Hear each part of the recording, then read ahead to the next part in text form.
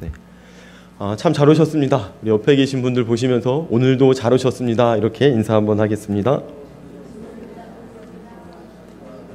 네. 오늘 시간이 좀 한참 지나긴 했는데요. 우리 한 번 더 인사하겠습니다. 식사 맛있게 하셨죠? 라고 한번 우리 인사하겠습니다. 네. 예, 식사 맛있게 하셨죠? 네. 진짜 시간이 한참 지나서 또 소화가 될 만한 시간인데 우리 빈속에 하나님의 은혜가 충만하게 채워지기를 주님의 이름으로 소망합니다. 예, 오늘 식사에 대한 말씀들 같이 나누려고 하는데요. 요한복음 21장 1절부터 14절 말씀 우리 교독하도록 하겠습니다. 제가 1절 읽고 성도님들이 2절 읽고 서로 번갈아 가면서 교독하겠습니다. 예, 제가 먼저 읽겠습니다.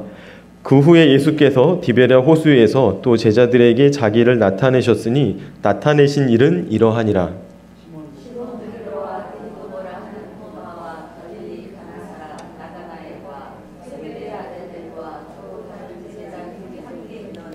시몬 베드로가 나는 물고기 잡으러 가노라 하니 그들이 우리도 함께 가겠다 하고 나가서 배에 올랐으나 그날 밤에 아무것도 잡지 못하였더니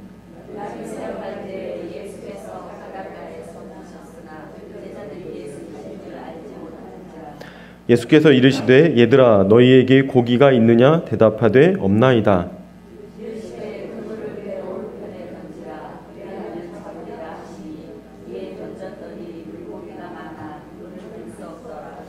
예수께서 사랑하시는 그 제자가 베드로에게 이르되 주님이시라 하니 시몬 베드로가 벗고 있다가 주님이라 하는 말을 듣고 겉옷을 두른 후에 바다로 뛰어내리더라.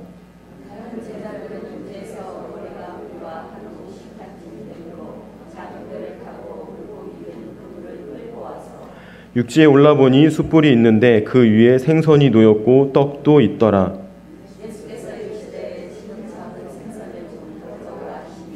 시몬 베드로가 올라가서 그물을 육지에 끌어올리니 가득히 찬 큰 물고기가 153마리라 이같이 많으나 그물이 찢어지지 아니하였더라.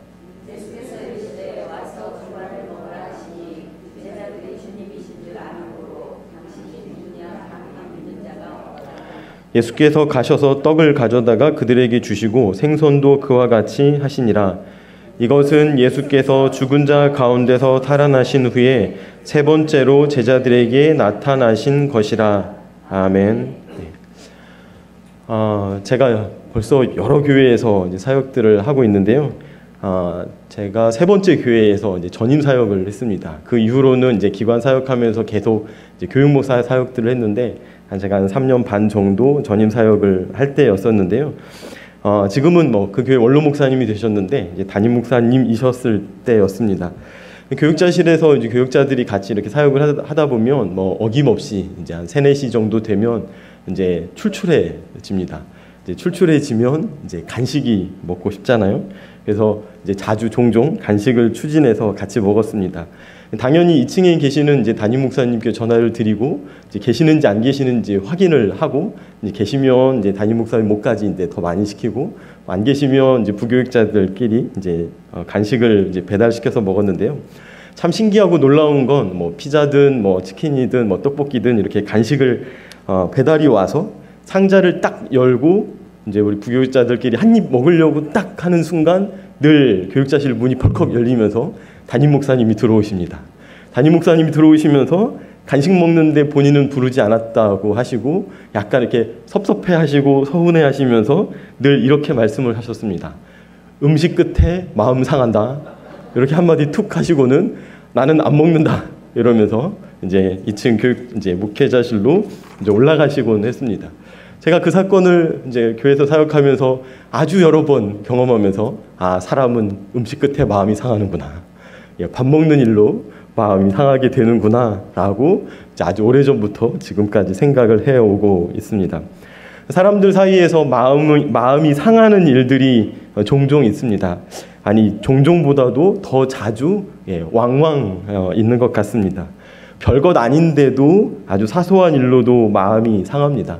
작은 일부터 시작해서 뭐 큰 일이 아니라 작은 일들 속에서 마음이 상하기 시작하게 되는데 이런 일들이 꽤 자주 우리의 일상생활 속에서 또 다른 사람들과의 관계 속에서 이렇게 자주 많이 일어나는 일들을 우리는 경험하면서 살아가게 됩니다. 근데 참 놀라운 것은 그렇게 작은 일처럼 보였던 일들이 점점점 쌓이다 보면 서로의 신뢰 관계를 깨뜨리고 사랑의 관계를 해치는 아주 큰 사건으로 번지게 되는 모습들을 이제 보게 되죠. 가족들 사이에도 그런 일이 있고요. 성도들 사이에도 그런 일이 있고, 친했던 친구들 사이에도 그런 일이 있고요. 우리 신뢰하고 사랑했던 관계들 속에서도 작은 일이 번져서 큰 일이 되어서 관계가 깨어지고 신뢰가 무너지는 일들을 경험하게 됩니다. 그럴 때는 우리 성숙한 그리스도인으로서 나는 어떻게 해야 하는가?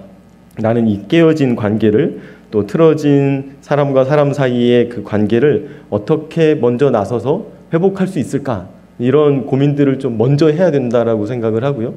그런 고민을 먼저 하는 사람이 성숙한 그리스도인이라고 생각을 합니다. 그렇게 깨어진 관계를 회복하기 위해서는 수고가 필요한데요. 오늘 어떤 수고가 그 깨어진 관계를 회복할 수 있을지, 그리고 우리가 그 깨어진 관계들을 어떻게 회복할 수 있을지 우리 말씀을 통해서 잠깐 생각해 보면 좋겠습니다. 예수님은 참 멋진 분이셨습니다. 참 재미있는 분이셨고요. 단지 엄숙하고 무서운 분이 아니라 때로는 굉장히 유쾌하고 재미있는 분이셨습니다. 예수님은 특별히 먹고 마시는 일에 진심인 분이셨고요. 먹탐포질이라는 별명을 듣는 분이셨습니다. 처음 듣는 사자성어 같죠? 먹탐포질. 먹기를 탐하고 포도주를 즐기는 사람이다 라는 비난을 받으셨는데, 그 비난을 이제 오로지 본인이 끌어안으시면서 맞아, 나는 먹는 것도 좋아하고 그 당시 음료로서 포도주를 좋아하는 사람이야 라고 자기 자신을 이렇게 드러내셨던 분이셨습니다.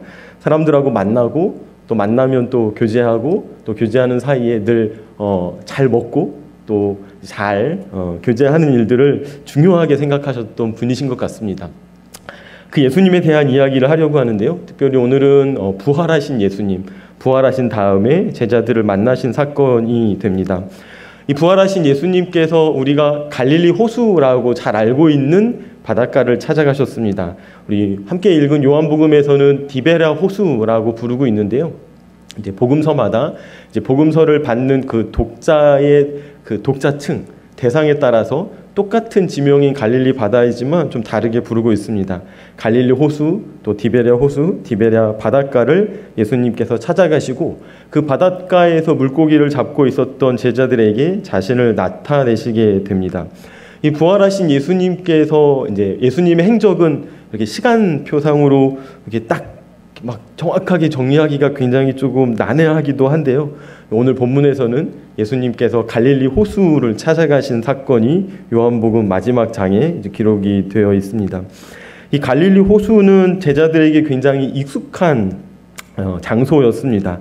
원래 자신이 살고 있었던 이 갈릴리 호수로 예수님의 십자가 죽음과 부활고 사이에 제자들이 갈릴리 호수 원래 살던 동네로 돌아가서 거기서 잠시 지내고 있었습니다. 예수님이 공생의 기간 동안에 이 갈릴리 호수를 중심으로 한 갈릴리 지역에서 굉장히 많은 사역들을 했기 때문에 12명의 제자들, 이제 가룟 유다 뺀 우리 11명의 제자들은 갈릴리 호수가 굉장히 익숙한 이제 장소였던 거죠. 그렇게 돌아간 제자들은 시몬 베드로, 그리고 디두모라 하는 도마, 갈릴리 가나 사람 나다나엘, 세베대의 아들인 야고보와 요한, 그리고 다른 2명의 제자들이었다라고 이야기합니다. 11명의 제자들 중에서 7명의 제자들을 지금 소개하고 있는데요. 아마 이 요한은 7이라는 완전수를 통해서 이제 제자들과 함께 제자들을 중심으로 해서 회복되는 공동체가 다시 완벽한 공동체로 회복되었다라는 이야기를 하기 위해서 7명의 제자들을 지금 소개해주고 있는 것 같습니다. 원래 갈릴리 호수 출신으로, 갈릴리의 어부 출신으로 예수님의 이제 부활 사건, 죽음 사건 이후에 이렇게 그 갈릴리 호수에서 자신의 날들을 보내고 있을 때 예수님께서 그들을 만나시기 위해서 찾아가시게 되죠.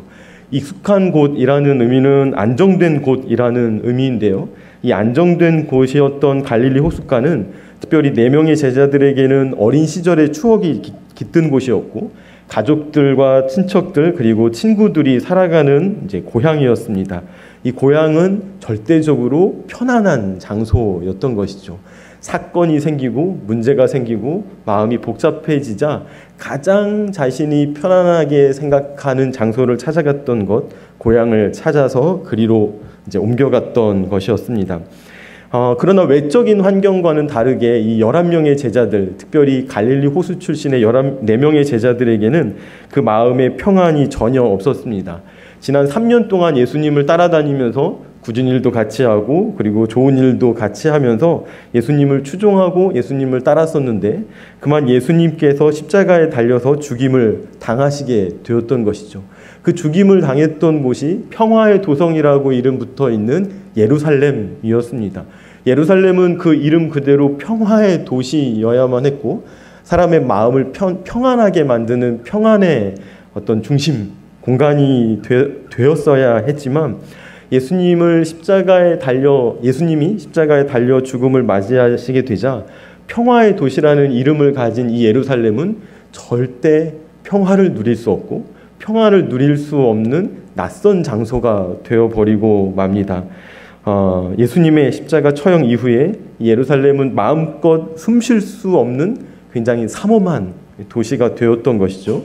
예수님의 무덤은 굳게 닫히게 되었고 그 앞에는 유대인의 요청으로 로마의 군사들이 그 무덤을 경비를 서며 지키고 있었습니다.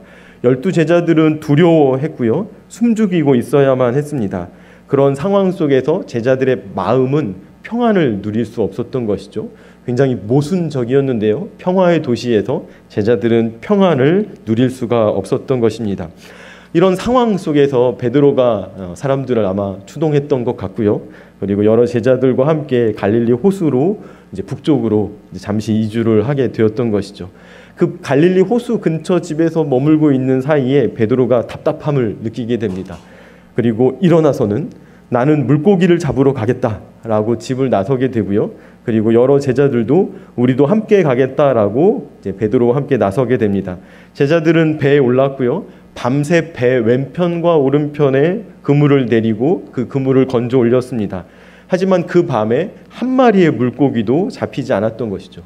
포인트를 옮겨서 또다시 배 오른편과 왼편에 그물을 내리기를 여러 번 반복했지만 밤이 새도록 물고기를 한 마리도 잡을 수가 없었습니다.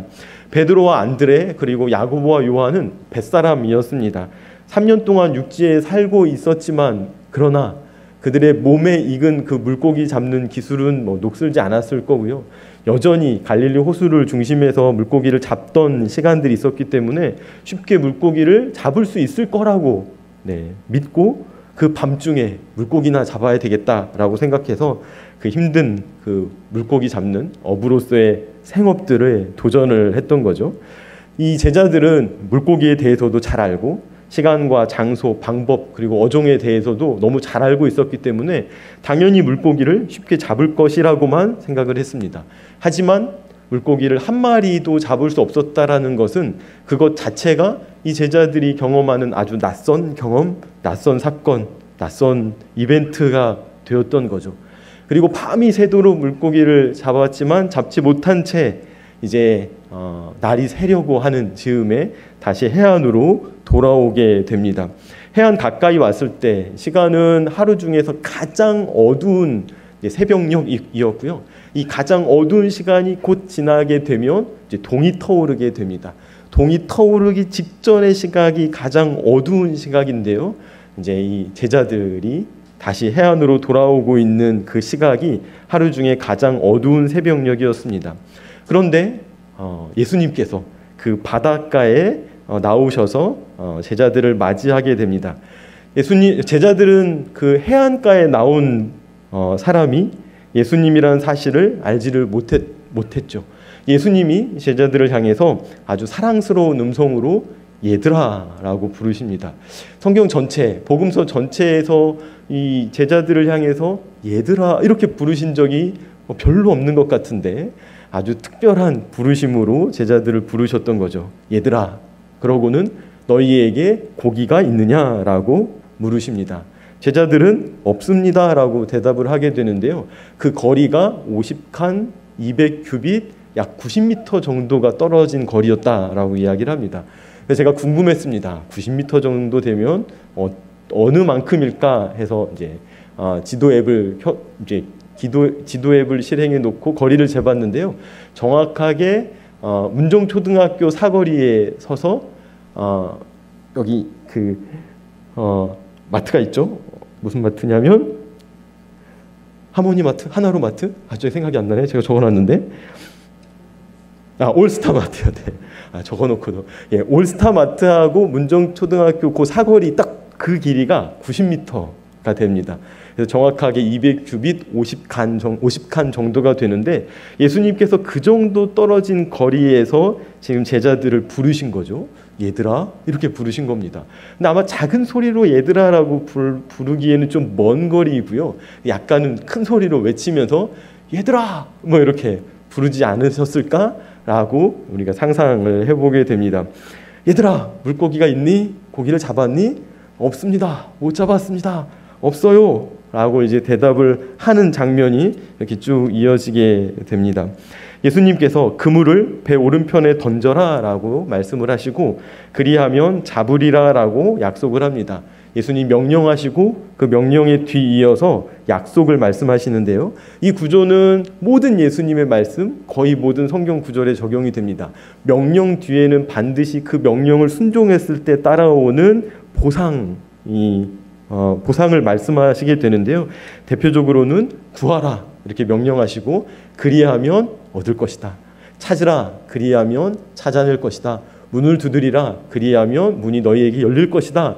라는 명령과 약속 구조로 말씀을 하시는데 예수님께서도 그물을 배 오른편에 던지라 그리하면 잡을 것이다 라고 명령하시고 약속을 하시게 됩니다.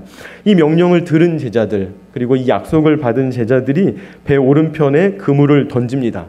그리고 곧 그 그물을 끌어올리게 되는데 물고기가 많아서 그 그물을 끌어올리기조차 어려웠다라고 이야기를 하고요. 그 뒤에 이어지는 본문에서 그 물고기의 수는 153마리였다라고 말씀을 합니다. 그 명령에 순종하니까 감당할 수밖에 없는 보상이 제자들에게 선물로 주어졌던 것이죠. 근데 사실 이 모든 장면은 제자들에게 굉장히 낯선 일이었습니다.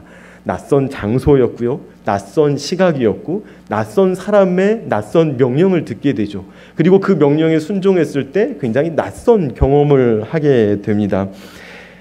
제자들이 이 한밤중에 아니 새벽녘에 예수님을 만나는 아주 특별한 사건이 낯선 경험이 되었던 것이죠. 바로 그 즉시 아주 촉이 좋은 제자가 하나 있었습니다. 그 제자, 예수님께서 사랑하시는 제자, 예수님을 사랑하는 제자라고 표현하는 요한이었죠. 요한이 그 장면을 쭉 지켜보다가 베드로에게 주님이시다 라고 이야기를 합니다. 정답을 이야기를 해준 건데요.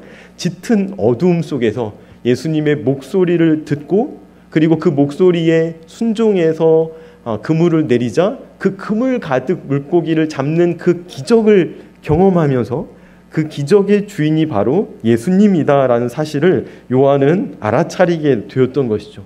그리고 그 옆에 있어 행동이 재빠른 누구보다도 빠른 베드로에게 주님이시다라고 옆구리를 쿡쿡 찔러서 알려주게 됩니다.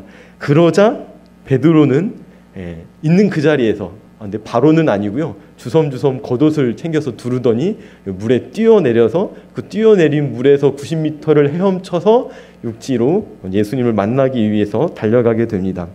오늘 본문은 요한복음의 말씀입니다. 요한복음은 이 다른 새 공관복음과 비교했을 때 예수님께서 하시는 말씀 그리고 예수님께서 제자들에게 보여주신 기적을 굉장히 중요하게 다루게 됩니다. 그리고 그 기적 속에서 교회에 대한 중점을 가지고 이제 소개를 하게 되는데요.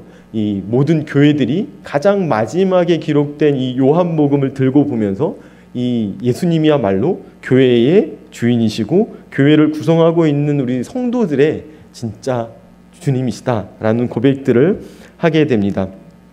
예수님을 만나는 제자들이 7명이었습니다. 완전을 상징하는 숫자 7을 통해서 이 제자들이 부활하신 예수님을 만난 이후에 완벽하고 완전한 공동체가 되어서 교회가 되고 교회가 되어서 우리 주의 복음을 전하는 이 공동체로서의 그런 그 모델을 지금 오늘 한 장면 속에서 보여주고 있습니다.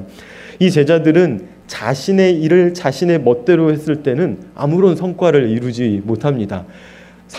평생을 갈릴리 호수에서 그물을 내리고 물고기를 잡는 일로 잔뼈가 굵었다라고 이야기하고 누구보다도 풍성한 경험을 가지고 있다라고 생각을 했지만, 그러나 베드로도 실패하고 4명의 어부 출신 제자들도 실패하고 7명의 제자들이 모두 다 실패했을 때 예수님이 그 시간 그 자리에 등장을 하시고요.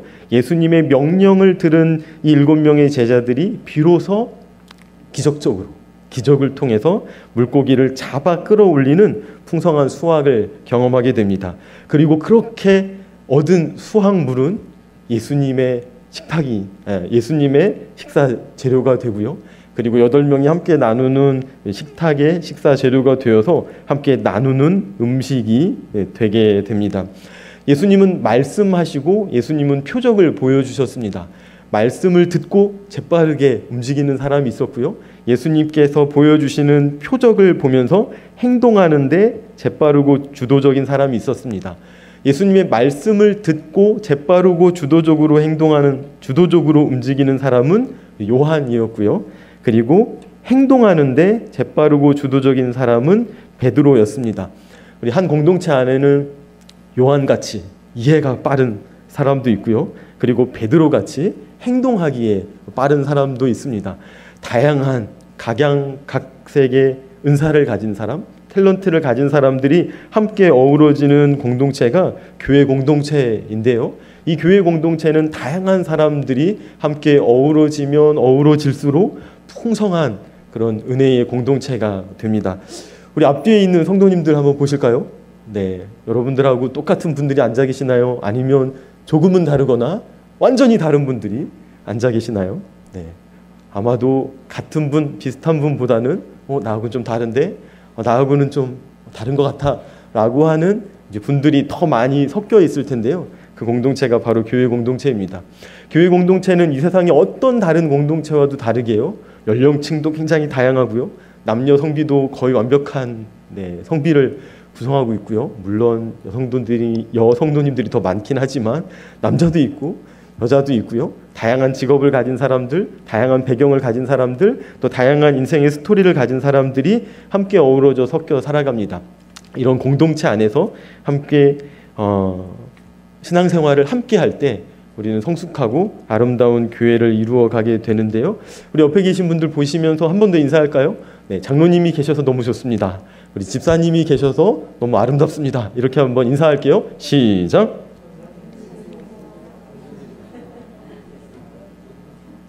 네. 베드로가 예수님을 만나기 위해서 먼저 물에 뛰어들어서 예수님께로 나아가게 되고요. 그리고 나서 제자들이 작은 배로 갈아타고 그 그물을 끌고 예수님이 있는 해변까지 올라오게 됩니다. 베드로의 모습을 보면서 그런 생각을 합니다. 예수님을 향해서 아주 빨리 예수님을 향해서 나아갔던 베드로. 예수님과의 거리가 90m나 떨어져 있었지만 그 90m 떨어진 거리를 좁히기 위해서 누구보다도 빨리 예수님께 나아갔던 베드로의 모습을 보면서 이 베드로의 모습이 저와 여러분들의 모습이었으면 좋겠다라는 생각을 해봅니다. 얼마나 예수님과 지금 거리감이 있으십니까? 100m, 200m, 500m, 아니면 50m, 20m? 가깝습니까? 먼 상태에 있습니까?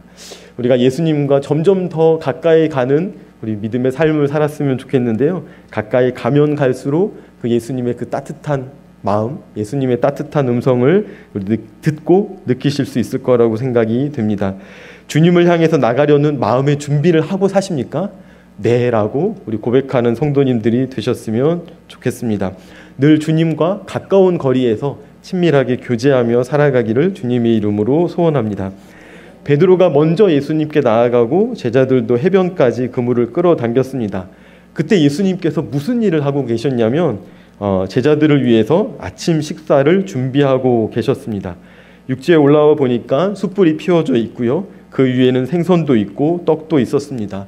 7명의 제자들을 위해서 예수님까지 8인분의 규모가 있는 지금 식사 자리를 예수님 마련을 하셨고요. 제자들에게 생선 좀 가져와라 라고 요청을 하셨습니다.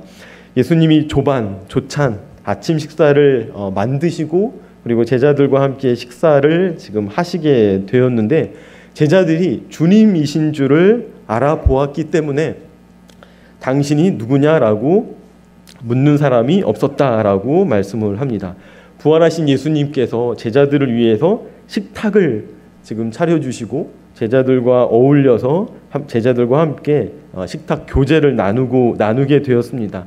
안타깝게도 딱 한 사람만 11명의 제자들 중에서 이스가리오 사람 유다가 빠지게 되었고요. 그리고 이제 7명의 제자들이 함께한 식탁 자리였습니다. 이 식탁 자리까지 굉장히 긴 시간이었을지 또 짧은 시간이었을지 모르겠습니다. 예수님 3일 만에 부활을 하셨고요. 부활하신 이후에 갈릴리를 찾아오셨고 갈릴리에서 제자들을 만나셨는데, 짧은 시간이었다면 짧은 시간이었을 거고요. 그리고 긴 시간이었다면 굉장히 긴 시간이었을 것입니다. 이 시간들 속에서 제자들의 마음이 완전히 다 부서져 버리고 산산이 깨어져 버리게 되었습니다. 예수님을 3년이나 따라다녔던 예수님의 제자들이 예수님이 체포되고 십자가에 달리시는 그 장면 속에서 모두 다 하나같이 예수님을 부인하게 됩니다. 예수님을 모른 척하고요. 뿔뿔이 흩어져 버리게 되고요. 그리고 베드로는 심지어 예수님을 부인할 뿐만 아니라 작은 종 앞에서 예수님을 저주하기까지 했습니다. 이 모든 일들 가운데서 제자들의 마음이 완전히 산산이 부서져 버리게 되었던 것이죠. 이 부서진 마음을 가지고 지금 예수님과 제자들이 만나고 있었던 것입니다. 제자들에게 그 시간은 굉장히 불편한 시간이었고요. 그 자리는 굉장히 불편한 자리였습니다. 그리고 불편한 상황 속에서 예수님과 마주하지 않으면 안 되는 상황을 맞이하게 되었던 것이고요. 너무나도 놀랍게 이 자리를 마련하신 분은 제자들 중에 하나가 아니었고 제자 공동체 전체가 아니었고요. 예수님이었다는 거죠. 예수님이 이 불편한 상황을 일부러 만드셨던 것입니다. 가장 불편해할 제자 베드로를 위해서, 그리고 베드로와 함께 불편해할 우리 제자들을 위해서 불편한 지금 식탁 자리를, 불편한 아침 식사를 예수님 편에서 직접 마련을 하셨던 것이죠. 예수님이 자신이 누구인지를 추가적으로 적극적으로 증명하실 필요가 없었습니다. 모든 제자들이 예수님이란 사실들을 분명하게 알았고, 예수님 당신이 누굽니까? 라고 더 묻는 사람이 없었던 것이죠. 예수님은 그 자리, 그 시간을 통해서 제자들의 마음을 돌보시기를 결심하셨습니다. 그리고 그 마음을 돌보시는 자리로 식탁을 마련하셨죠. 숯불을 펴고 물고기를 손질하고 석쇠에 올리고 그리고 구워내는 과정을 통해서 그 제자들의 마음을 아주 세밀하게 만져주시고 그 마음을 이제 돌보아 주셨던 것입니다. 예수님이 이렇게 하실 수도 있었습니다. 밥을 잘 차려놓고 잠깐만 밥 먹기 전에 우리 얘기나 좀 하자 라고 하시면서 제자들의 죄를 묻고 제자들의 잘못을 들춰내고 비판과 비난을 쏟아내고 관계를 단절하고 공동체에서 쫓아내는 방식으로 제자들을 만나는 것 대신에 그 숯불을 사이에 두고 제자들과 마주 앉고 눈을 맞추고 대화를 시작하고 이야기를 들으시고 마음을 나누고 사랑을 고백하는 식탁의 자리, 식사의 자리를 통해서 그 관계를 회복시켜 주셨던 것이죠.